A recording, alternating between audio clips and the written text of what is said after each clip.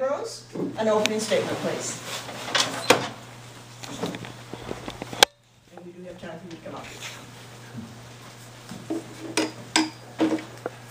Let me first thank the League of Women Voters for putting this together.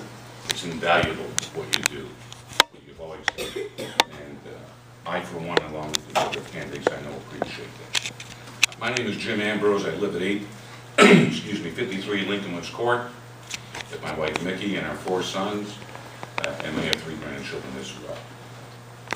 I usually don't talk in front of these many people unless I'm talking about a case to a jury. So it's going to be a little difficult to talk about me when I'm used to talking about my client, or the opposing counsel, or the opposition. I received my bachelor's degree from the University of Dayton and my law degree from the Juris Doctorate from Ohio Northern University. I've been in private practice in this community for more than 36 years, representing human beings, people, citizens, not corporations, not the government. And I take a lot of pride in that. Over these 36 years or so, I've negotiated thousands of matters, and I have to stop. Well, we'll talk to you later, I guess. Ms. Sims, an opening statement. You may do it from your chair, or you may come up. I'll do it right here from my chair. My name is Lori Sims. I live at 4880 Walther Road. I have 6 children, 3 of whom are graduates from Fairmont High School. I've served on the board. It'll be finished at the end of this year, 2 terms. I have a passion for students and children. Anyone who knows me, or if you ask what has Lori Sims done on the board, they will say that that is something that I'm very passionate about, that all children are educated. Thank you. Thank you. Mr. Spolrich, an opening statement, please. Thank you. Part of that question is, why do I wish to serve? I wish to serve because I believe in servant leadership, I believe in community involvement, and I believe in community pride.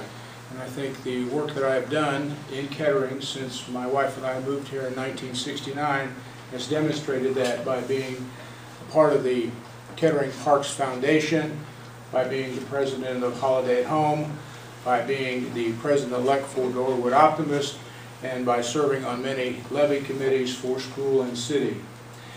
It is a tremendous city, and our job at this point as future educators on the Board of Education is to maintain our pride and our place in this community with excellence. Thank you, Mr. Spolrich. Mr. Trent, an opening statement. Thank you. I live on Borough Court in Kettering, Ohio. I lived there since 1967. I served in the United States Navy. I served as a teacher, principal, director, assistant superintendent, and on the Board of Education in the Kettering City Schools. After leaving Kettering, I went to Wright State University as an administrator for 6 years. I served as a consultant for strategic planning in 6 states and 150 plus school systems. My children graduated from the Kettering City Schools. My wife taught here, and I got to stop. You have 30 seconds more. You got to. And I'm running for the Board of Education because I believe I'm making a difference. I'm on the board now. I believe I'm making a difference and want to continue to make a difference. My focus and priority are on the children of the district. Very concise. Thank you. We'll start with Ms. Sims this time. What priorities do you, and that goes for all 4 candidates, what priorities do you have, if elected, to assure that the Kettering School District students are prepared to meet higher education goals or successful employment when they leave the Kettering City Schools? Ms. Sims, you have 2 minutes. Thank you. I would start the question just 1 second. I'm sorry. Sure, I'll be glad to repeat it. What priorities do you have, if elected, to assure that the district students are prepared to move on to higher education or to successful employment? Thank you. Thank you. The priorities that I have and would continue to have with the service on the board is the priority to educate every child. We understand that not every child is supposed to go to college, nor do they want to go to college. We have tech prep programs that readies our students to go to a community college and then on to college, or readies them for the workforce.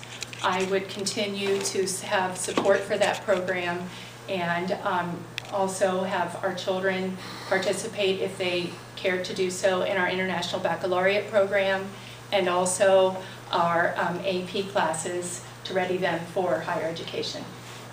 Thank you very much. Would you like me to repeat the question? Yes, please. What priorities do you have, if elected, to assure that Kettering students are prepared to meet higher education goals or successful employment after leaving Kettering schools? First priority is simply quality budget management so we can provide the programs necessary. Those programs that I would support strongly, reading programs throughout all grades, making sure that students have the ability to understand the written word. Support also would be for technological programs that give students the ability to use technology in school and in the future as they graduate. Also to concentrate on the core subjects that are very necessary for us to score well at our excellence and for those students to move forward to college or a career field. Along with that, I would certainly support the teaching of higher order thinking skills, the ability to analyze and compare data. And students will have access to data, they have to know how to use it. Very good. Mr. Trent, would you like me to repeat the No, question? I think All right. Lori mentioned the International Baccalaureate program at the high school.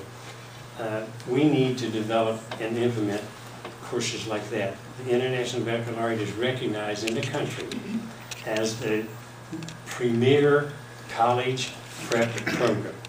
We have 300 students in that program at the high school, 25 full-time students. And when you finish an International Baccalaureate program at Fairmont High School, you get rewarded with scholarships like Audubon gives a $7,000 scholarship and 1 year of college already finished. But we've got to make sure that we have a comprehensive program of studies at the high school. I don't know of any other high school in the Miami Valley that provides more programs for the students. And again, I want to repeat what Lori said. You have to have programs for all students. Like special education, 16% of our students are in special education. Those kids. No, you got a minute. Thank you. One more. I'm going to finish early on it. Let me give special education as an example. That's not higher, that's not going into college. But 16% of our students are in special education. Those kids have as big a heart and as big a plan as we do. And we need to take care of them. Just like we need to take care of the International Baccalaureate students. So I think programs like the International Baccalaureate, we call it IB for short, comprehensive programs at the high school where all children can get what they want. And